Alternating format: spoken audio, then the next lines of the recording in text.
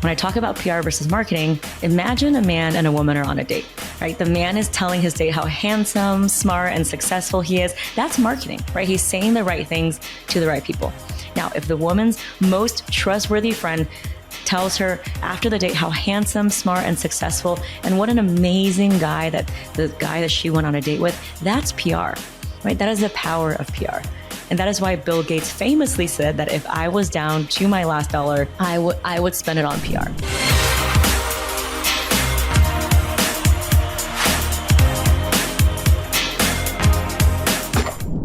Remember the last time you were scrolling on an online article, or you're maybe looking at your competitors being mentioned in the press, and you're wondering, how is it that they got onto those outlets? Or how were they invited to speak on the panel when I might have more experience, or I might have more value add, or just as much value add? I'm going to show you in this episode exactly how even the smallest, most bootstrapping entrepreneurs who don't know anybody, who don't have any contacts, how they can get into the outlets of their dreams, because that's what I did.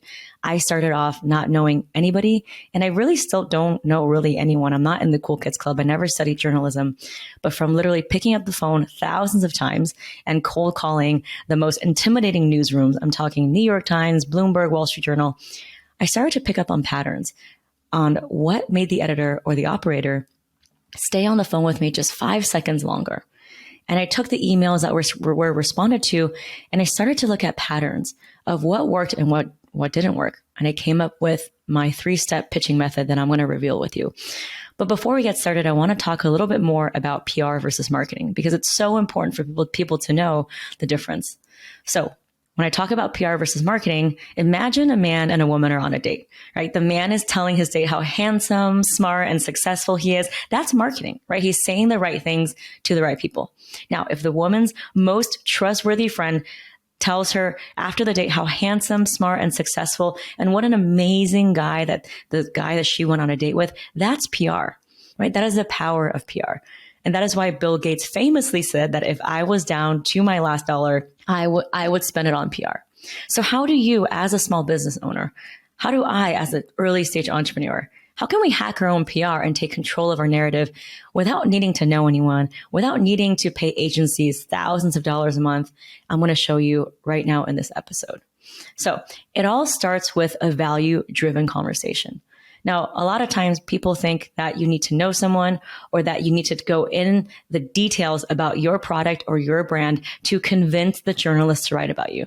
But I'm telling you, that's fundamentally the wrong energy. Why? Because you're not selling to the journalist. They're not going to buy your product, right? The energy of the pitch has to be one that is value driven.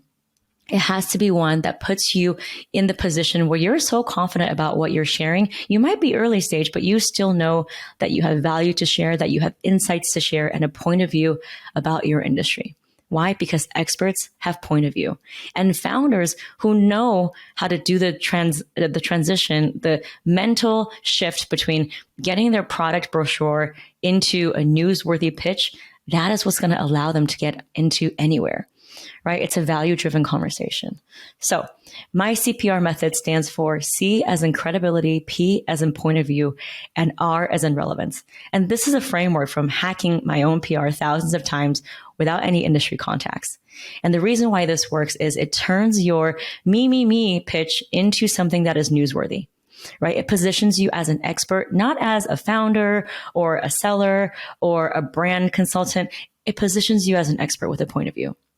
It allows you to share your insight on a topic people already care about. So you're basically saying, hey, editor, it's not me telling you this. It's what all these other people are already caring and talking about. I am just a conduit of information, right? That is what the CPR method stands for. So again, CPR stands for credibility, which is why you are in the authority position to discuss what you're going to discuss. And now this is probably the smallest part of the CPR method. It's probably just one sentence. A lot of founders get tripped up here because they think the credibility part in the CPR method means they have to go into a huge, long thing about their studies and their accolades and their founding story. And that could not be further from the truth. I want your credibility piece to literally be one sentence. I am a founder and I've seen this firsthand. I am a mom entrepreneur and I've seen the challenges that moms face, right? That is all you need. Now, P in CPR stands for point of view. Why? Because experts have point of views. So think about what unique perspectives you can share from your data, experience, or findings. Now, remember, you are sitting on a gold mine of information because you know your audience. So whether you're in skincare or if you're in toys or if you're in books, you have information about your audience, their wants, their desires, what's changing, their habits. The way that you know this information is going to be way beyond what a journalist does because journalists are generalists. So use that. Use that to pitch your story. It could be doing a very simple survey among your audience and saying, hey, if you belong into this category, answer these questions. And then you can cross compare two different segments. It could be people who are moms or not moms. It could be people who are entrepreneurs in a certain industry and entrepreneurs in another industry. If you are an author, it could be people who read ebooks versus hardcover books, whatever it is, right? What are the data that you can compile and it's going to be proprietary and allow the journalist to be like, wow, this person is giving me information that I otherwise would never have time to do on my own. So that is your point of view, right? It could be as easy as saying, you know what? I am in the skincare industry and I am seeing 3 little known ingredients that are really like hot and trending right now for eczema prone skin. Right? It could be something for, I like threes. So I like to put in bullet points. It could be, three ways to time manage if you are a mom entrepreneur, and your kid is stay at home. Right. I recently worked with someone, who does homeschooling curriculum. And the point of view that we came up with was 3 ways to help your ADHD child adapt to homeschooling. Right? That is the point of view. Now, R in CPR stands for relevance. Why the story matters now. Now, relevance is probably the most important part of the CPR method because it tells the editor that this matters now and that this is not some recycled pitch from 5 years ago, that this needs to be responded to. So think about what happened this year or in the last 6 months. Now, I don't care what industry you're in. We have fundamentally changed so many things about the way we live, whether it's society, whether it's our viewpoints, whether it's the way we buy and consume information and relate to each other. So think about that. Now, an example, if you are in beauty and wellness, it could be the fact that now that we're wearing masks, it's causing acne. So what are the ingredients or what are the things that we can do to combat summer maskne? It could be something about fall and winter and how fall and winter is really bad for sensitive skin and it could cause a lot of dryness. So what are the ingredients, right? If you're in something that is more regulated like finance or healthcare, it might be something to do with a policy change. It could be a new tax policy. It could be something in your state. It could be something that is a research finding. So tie it to something that is relevant. If you're in e-commerce, it might be something about back to school, right? It might be about what things people are buying. It might be something about Black Friday or seasonal gifting. What are the ways that consumers are changing their behaviors in this season? So that's what I mean by relevance. Now, I will give you an example because I'm all about showing and not just telling. So I worked with Anna, who is an early stage entrepreneur, and she wanted to develop a video interview app. So she basically is like a version of Zoom or FaceTime. And look, it's a saturated market. There are so many people who are doing interview apps. She was not alone. But she knew that she wanted to go all in on PR and establish herself as the leader. That was the only way she was going to be able to get in front of investors and be able to sell her product to these Fortune 5 companies who really care about reputation. So her CPR press pitch was, the credibility part was that she was simply a thought leader in the HR space because she used to be a recruiter and she wanted to use the video app to help companies interview candidates. So she knew what companies wanted and she knew the pain points that they were facing in terms of, getting people to interview and getting the best candidates, right? Because she used to be a recruiter. Now, the P in CPR stands for point of view. So the point of view part of the pitch was that there was a huge interview skills gap between young people who are very well versed on camera, with TikTok and Instagram, and kind of the older, more traditional job seekers who are not really used to interviewing on camera. And so this creates an uneven playing field. It creates winners and losers. And so the R in relevance stands for, why does it matter now? And the reason why it matters now is because virtual job interviews during the pandemic are literally the only way people are hiring and the way that people are getting jobs. And so the pitch that we wrote for her was about 3 ways to ace your first online interview. And it led her to be featured in Fast Company in an article titled 7 Simple Ways to Stand Out in a Crowded Applicant Field. Now, this was huge for her. She was still developing her product. It wasn't beta. She wasn't fully launched, but yet she was able to gain that momentum and be featured alongside amazing industry players in a Fast Company article.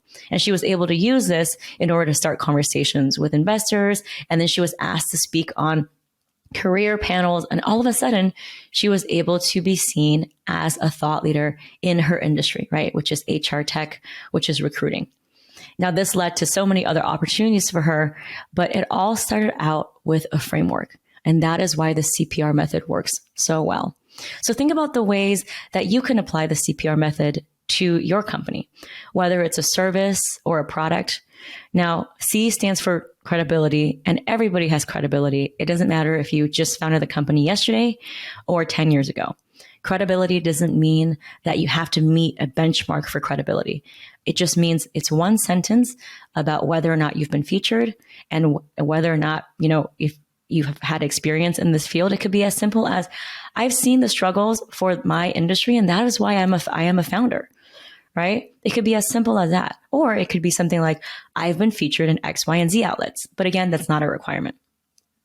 I'll give you another example of the CPR method. So I worked with an early stage founder. His name is Vincent, and he wanted to basically enter a really, really saturated market, which is career coaching, right? During COVID. So he wanted to build a business about career coaching, again, helping people during the pandemic to pivot and make sure that their resume was reflecting their best foot forward. So he wanted to use PR because there were so many career coaches. And what we came up with him was that we had an idea of comparing 2008 grads with 2020 grads. Right? And their attitudes about whether or not their college degree was a worthwhile investment, and basically kind of their general optimism about where things were headed. Now, if you imagine 2008 was, during the recession, and 2020 was when we had the pandemic. So those two were comparable because those are very tough times to graduate. And so he basically went on LinkedIn and he did a very casual shout out and said, "Hey fam, LinkedIn people, if you graduated in 2008 or in 2020, let me know, because I'd love to ask 5 very simple questions. And if you do, I'll give you a $5 gift card." And again, you don't have to offer a gift card, but he did that. And he used a Google Forms. So it doesn't need to be this huge like data science thing. You don't need to bring in a consultant. It could literally be a free Google Forms with questions, as long as it's not yes or no answers. So it's probably rank from 0 to 10, your attitudes about X, Y, and Z. Now, he was able to compare the attitudes of 2008 grads with 2020 grads, and he offered that up as proprietary information. And he was able to start conversations with top tier outlets like TechCrunch and Fast Company and Forbes and Inc. And he actually got into Forbes and Inc. and the Tennessean, and he was in Nashville's 40 Under 40. He was in local press, and he actually was retweeted. His event was retweeted by the official Inc. magazine Twitter. Now, that is an account with 2.7 million followers. So when Inc. tweeted out his event, it actually caused a temporary crash to his website, right? Can you imagine Inc. magazine actually tweeting your event on their official Twitter?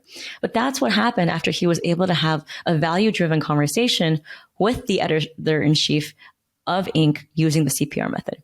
He literally said, "Hey, I know that Inc. is covering a lot about kind of the landscape of hiring and jobs. I have some data that I gathered. Would you be interested in seeing this?" And that is the way to start a conversation. And the editor-in-chief of Inc. said, "Wow, this is really interesting." And then so it's all about building a relationship. I think a lot of times founders, we get tripped up in thinking we need to know the beginning, the middle, and then at the end of exactly how the story will be published. But that's not your job. That's the reporter's job. It's up to their editorial discretion, how they want to take the story. And it's up to you during the point of the interview when they get on the phone with you to answer the questions and go more deep into your story. But if you stuff too much in a pitch, if you're putting all these attachments in your pitch deck and your founding story, it's just way too much and way too overwhelming. And I think a lot of times it's hard for us as founders to not want to stuff everything because we are worried that our pitch is not going to get featured. And so we just want to list every single thing about our product and about us and this and that. And, you've probably heard the saying that it takes more skill and expertise to write something in a more concise way than in a longer way. So that is what the CPR method is for. And that is why it's helped thousands of entrepreneurs, because it's helped give them a framework to structure the writing so that it's not this autobiography that's unpublished and you're sending it to an editor who, by the way, is never going to have time to read more than 3 paragraphs max. So how can you, in a very concise way, give the editor something of relevance, something that has a point of view, and then you can validate yourself a little bit. And so that is why the CPR method is so good. And here's another thing about the CPR method is if you actually see it on paper, when you're actually writing using the CPR method, it's actually in reverse. So you want to put the R, which is relevance, first, and then P for point of view in the middle. I like kind of 3 bullets, and the credibility last. So it's called the CPR method. But when you actually write the email pitch, I like to have it in reverse. And I'll show you what this looks like. So whatever you're doing, come back to me. So RPC, right? So R is relevance. So you want to start the email with, hey, since people are concerned about X, Y, and Z, I wanted to share some perspective that I'm hearing from my community, right? So that is why your pitch is relevant. You're setting the stage first. Again, every single line you are competing for the editor's attention. So you don't want your first line to be about, hi, my name is so-and-so, and I created this product with my partner who I met in business school. That's not relevant to them. What is relevant is what people are caring about, right? If you are making food, for example, if you make like a line of pantry staples, it could be something about how everyone is really caring about the environment and having a more plant-based diet. We're experiencing this huge shift right now as a society. So that might be your relevance, right? If you are in skincare or beauty, it might be the fact that people want zero waste packaging and we really want to minimize our carbon footprint while having totally clean and toxin-free ingredients, right? So that is why it's so relevant. If you are in finance or healthcare or something like that, you might cite a piece of policy. You might say, hey, the CARES Act said this and that, and this is newly covered under the HSA. And so that is why I wanted to share some more insight. Do you see where I'm getting at here? Relevance is so, so important because it's setting the stage and you're telling the editor, this is what people are already caring about. I'm just offering some new, interesting ways to look at this problem that people are already talking about. So that's the relevance. I want you to put the relevance in the first 2 or 3 sentences. Ideally, it's 2 sentences. Now, the point of view, I like to do this in 3 bullet points. The reason why is that it's easy on the eyes, right? Bullet points or numbers. It kind of breaks up the email so it doesn't look like huge paragraphs of text. And the reason why I like 3s is because it gives the journalist or the person that's receiving your email different options. If they don't like the first point of view, maybe there's something interesting in the second or third. So it at least gives you some options. So for example, for Anna, the one about the 3 ways to ace your first virtual interview, the 3 point of view bullet points was, hey, to help level the playing field for job seekers and for people who are not so confident on video, here are 3 ways to master the virtual interview. Tip number 1, tip number 2, tip number 3. Now, in terms of your tips, I really want you to think about peeling away the layers of an onion, right? So as founders, we're so attuned to like what's so obvious for like as a sales angle for our customers, right? Why would our customers want to buy this product? But now I want you to sit in the expert's position. I want you to be an industry thought leader. I want you to be someone who understands insights. So what are the 3 things that are either new trends or 3 tips that can help people that's not so obvious, the first layer of the onion? Let's peel that away and reveal the juicier parts of the onion, the parts of the onion that's going to be really sweet and powerful and it's really going to pack a punch to flavor your meal, right? That's where I want to get to. So for Anna, her point of view about 3 ways to master the interview, the top layer of the onion, which is very kind of obvious, could be like, have good lighting, right? But that's kind of obvious. That's not really that interesting, at least for me or for the editor. So how can we peel away the onion and give something that's not so obvious, right? It might be recording with certain types of headphones versus without a headphones, right? That's less obvious. So that's probably peeling away 1 layer of the onion. So think about ways you can offer 3 tips or insights or things that's not so obvious. Right? That's going to bring something unique. That's going to give you a little push. It's going to give you the oomph in your pitch. That's not like Oh, yeah. Why would I write an article about this? Everyone knows about having good lighting, right? So think about that. Now, to conclude the pitch, we went to the credibility part. So we ended the email with saying, hey, I am, a founder of this app because I have seen firsthand, how job seekers are struggling to adapt to this new virtual landscape. I have also spoken about this at X, Y, and Z conference, and I'm really happy to answer any questions you may have to help your readers navigate these challenging times. And I'm also happy to connect you with recently laid off employees who can also share their stories. Warmest, Anna. And then she put her links. Do you see the energy of the closing? The energy of the closing of this email is not, I am building this software. It's going to launch in September. It's going to be available in iOS. I really hope you can feature us because I know, you really love featuring tech founders. Let me know if I can give you more high quality photos or videos. It's not really about her. The closing it's basically this very kind of suave and confident way of saying, hey, I have information that I know can really benefit your audience. So let me know when is a good time to chat, right? That kind of confidence, that kind of attitude, that is the right energy to have. You don't want to be in the space of desperation where you are begging the journalist to cover you, right? We all know that the pitch is you're asking them to cover you, but you don't want to have that come across in the writing. And so it's really important to know that when you're signing off on an email, you're not begging, right? You're not desperately asking. You're not asking for permission. You're just saying, I know people are struggling with this and I'm happy to speak more about it. And if you want, I can connect you with other people. Remember what I said about being a conduit of information.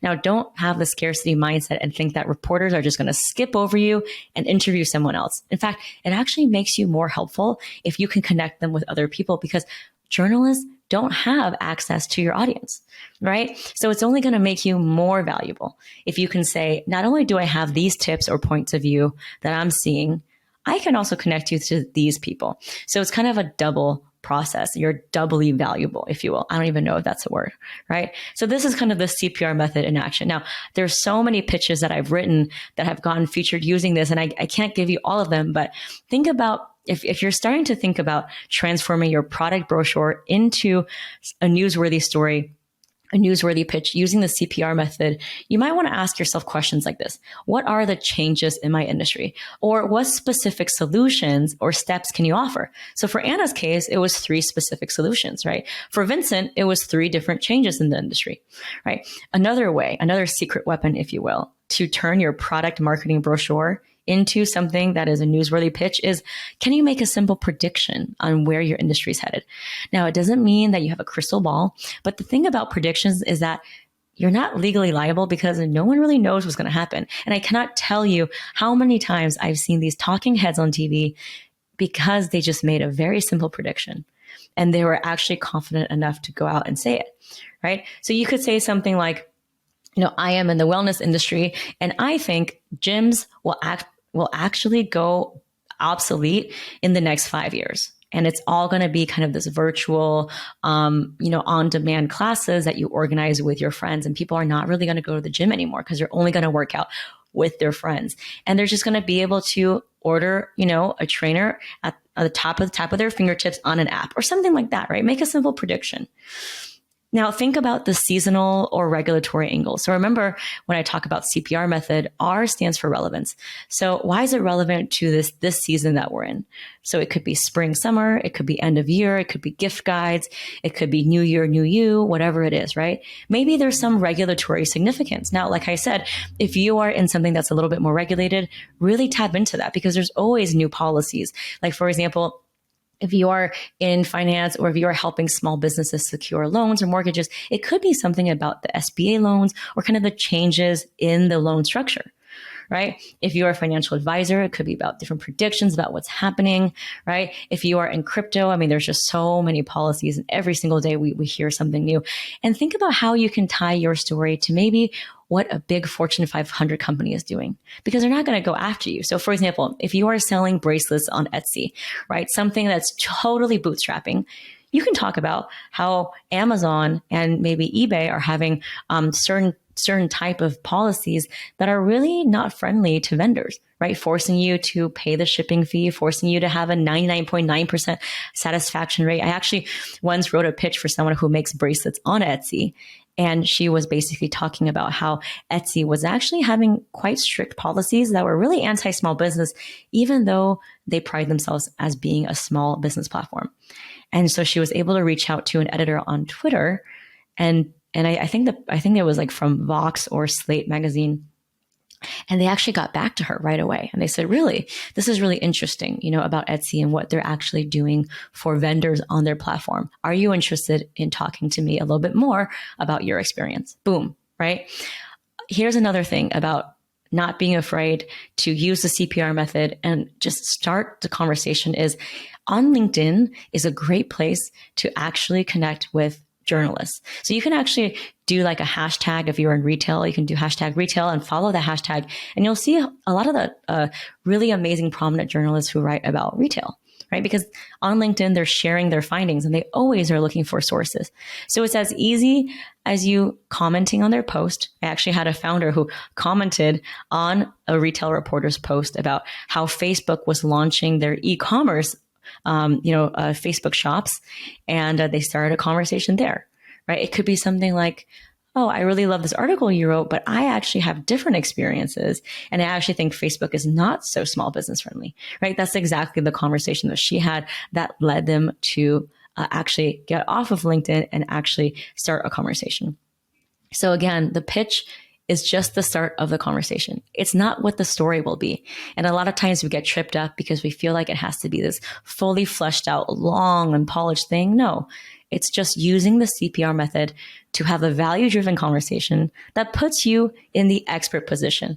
So it's not about you begging to be featured. It's not about you trying to sell your product to the editor, because again, the editor is not going to buy your product.